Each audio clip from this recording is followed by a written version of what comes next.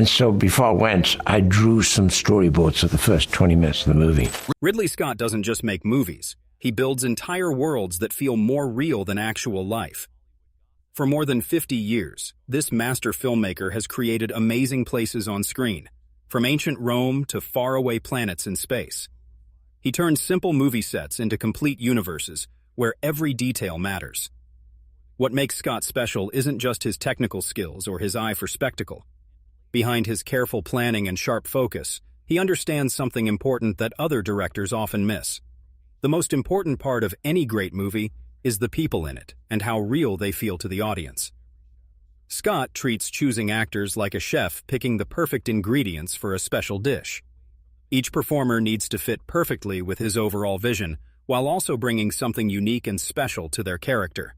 Over his long career, he has worked with hundreds of different actors across many different types of movies and decades of filmmaking. But only a few special performers have earned his complete trust and respect. These aren't necessarily the biggest movie stars or the actors who make the most money at the box office. Instead, they are the artists who share his love of getting every detail exactly right, his desire for perfection, and his belief that extraordinary stories need extraordinary effort from everyone working on the film.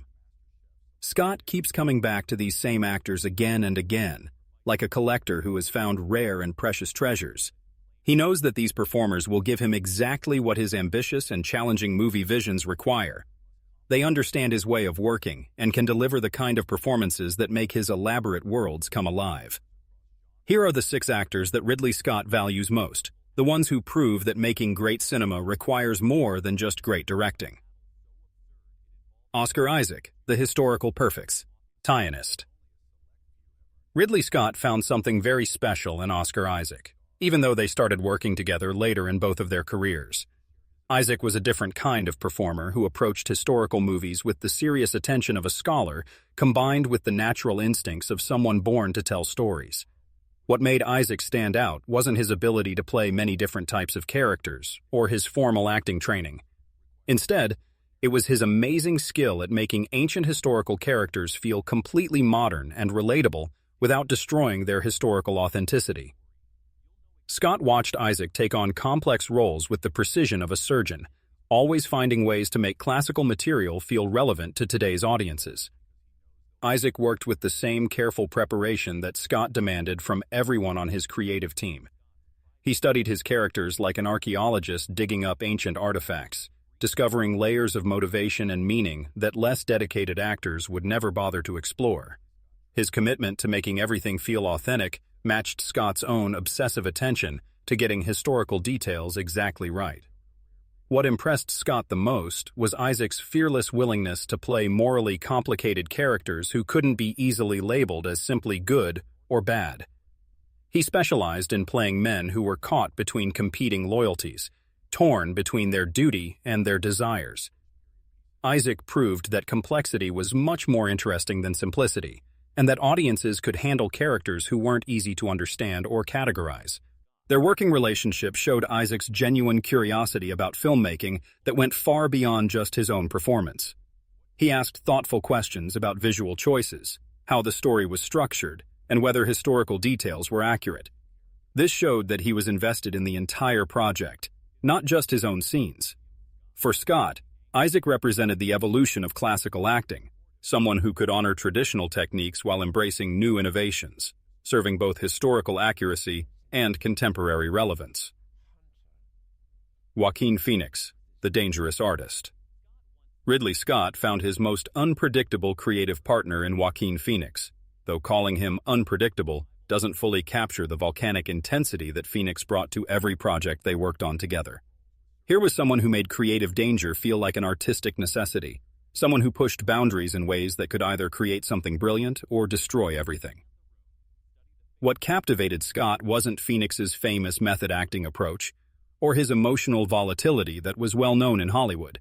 Instead, it was his ability to access psychological territories that other actors considered too dangerous or difficult to explore.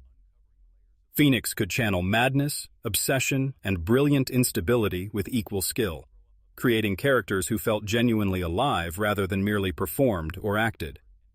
Scott studied Phoenix's preparation methods with a mixture of fascination and occasional concern. Phoenix didn't just research his roles in the traditional way, he disappeared into them completely, emerging from his character work fundamentally changed by the experience.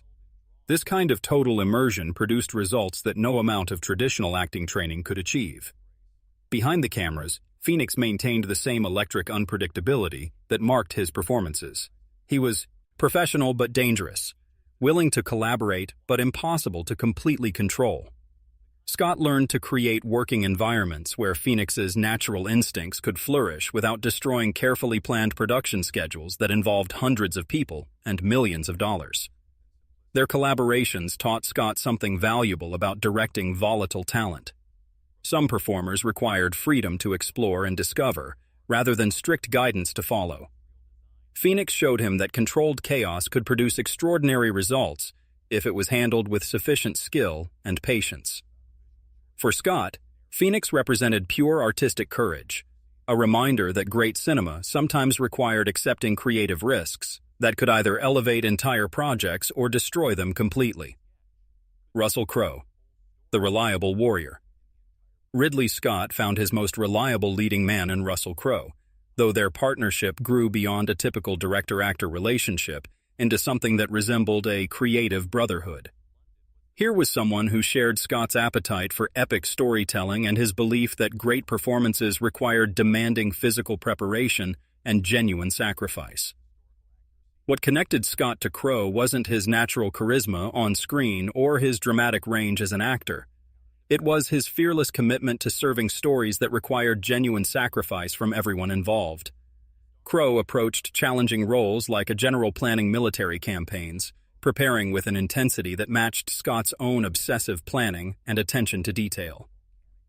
Scott watched Crowe transform himself both physically and psychologically for multiple projects, appreciating his willingness to endure real discomfort for the sake of authentic performance. Whether he needed to gain muscle mass, learn complex combat techniques, or master difficult skills, Crowe never sked for shortcuts or easier alternatives. He understood that great performances sometimes required genuine hardship and real effort. Behind the cameras, Crowe maintained professional standards that inspired rather than intimidated other cast and crew members. He was demanding but supportive, a perfectionist who was also collaborative and willing to work with others. Scott valued his ability to lead through personal example rather than through authority or intimidation. What impressed Scott most was Crowe's evolution from an intense character actor to a believable leading man without losing his essential edge and intensity. He proved that masculine strength could coexist with emotional vulnerability, and that heroes could be complex and flawed without becoming weak or unsympathetic to audiences. Their multiple collaborations revealed Crowe's genuine understanding of Scott's visual storytelling approach. He adjusted his performance style to complement the cinematography, editing rhythms, and musical choices, rather than competing with them for the audience's attention. This showed a mature understanding of how all the elements of filmmaking work together to create a unified artistic vision. Sigourney Weaver, the revolutionary force.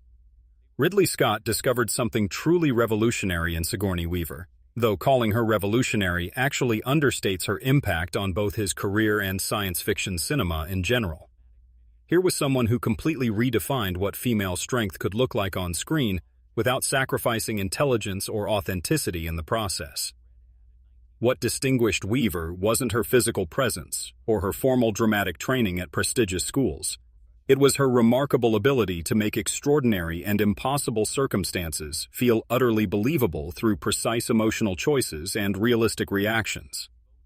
Scott watched her navigate impossible situations with logical responses that grounded fantasy elements in recognizable human behavior.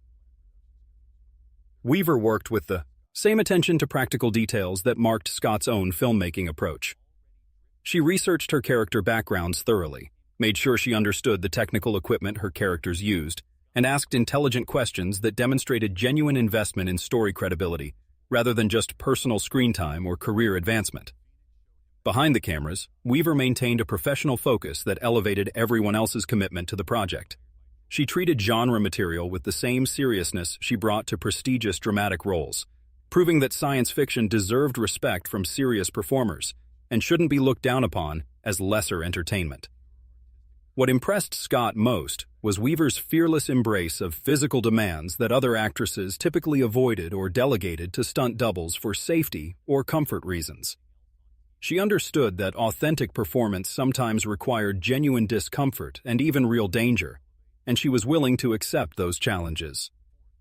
Weaver taught Scott that great science fiction required great acting to make impossible stories feel inevitable and believable. She showed him that audiences would accept any premise, no matter how fantastic, if the performers committed completely to the story's internal logic and emotional truth. For Scott, Weaver represented the evolution of the genre, proof that intelligent filmmaking could transform what might have been simple exploitation concepts into sophisticated entertainment worthy of serious critical attention and respect. Sean Bean, the perfect supporting player. Ridley Scott found his most dependable character actor in Sean Bean, though calling him dependable actually undersells the complex magnetism that Bean brought to supporting roles that elevated entire films beyond their expected quality.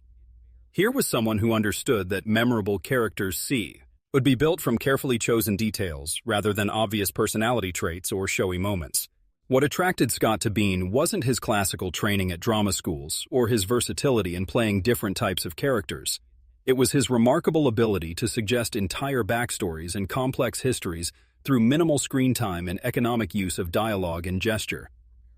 Bean could establish his character's history, motivation, and internal conflicts with an efficiency that made lengthy exposition unnecessary and boring.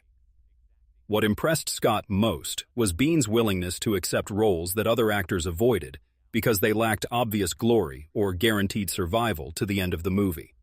He proved that supporting characters could steal scenes and capture audience attention without stealing focus from the main narrative or disrupting the story's flow. Their multiple collaborations revealed Bean's intuitive understanding of Scott's visual storytelling style and approach. He adjusted his performance rhythms to complement the cinematography and editing rather than fighting for attention through unnecessary theatrical choices or scene-stealing behavior that would hurt the overall film. Bean taught Scott that great ensemble filmmaking required actors who understood their specific function within a larger artistic vision. Some performers could be trusted to enhance stories without overwhelming them or demanding more attention than their roles deserved.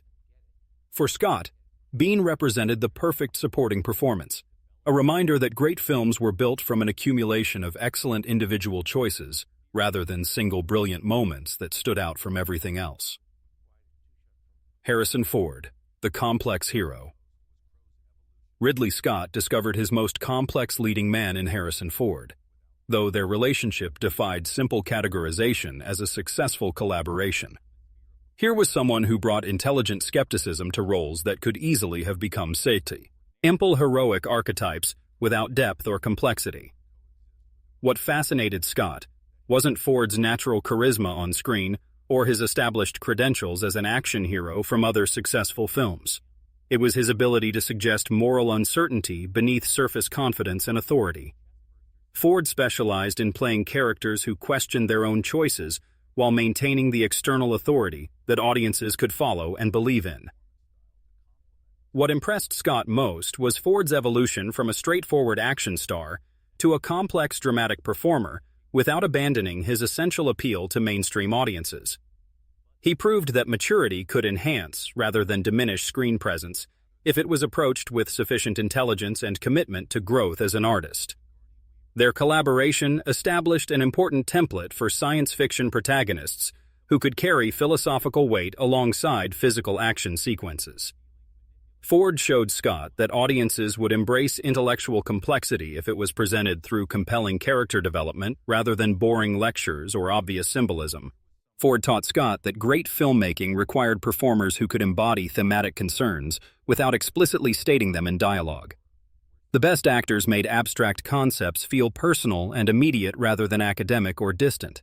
For Scott, Ford represented the ideal leading man, someone who could anchor ambitious projects while challenging everyone involved to achieve their highest potential and do their best work. The essential magic of partnership Ridley Scott built his entire career on making impossible visions become real on screen. These 6 actors taught him that the most elaborate worlds and spectacular effects mean nothing without authentic human hearts beating at their center. The partnership between director and performer remains cinema's most essential magic, the foundation upon which all other technical and artistic achievements must be built. Each of these actors brought something unique to Scott's filmmaking approach, but they all shared certain qualities that made them invaluable collaborators. They understood that great cinema required more than individual brilliance. It demanded a willingness to serve the larger vision while contributing their own unique talents and perspectives. They were willing to take risks, endure discomfort, and push themselves beyond their comfort zones in service of creating something truly special and memorable. Their collaborations with Scott produced some of cinema's most memorable characters and sequences, proving that the best filmmaking happens when talented artists trust each other enough to take creative risks together. These partnerships remind us that behind every great film is a team of dedicated artists who understand that their individual contributions must work together to create something larger and more powerful than any of them could achieve alone.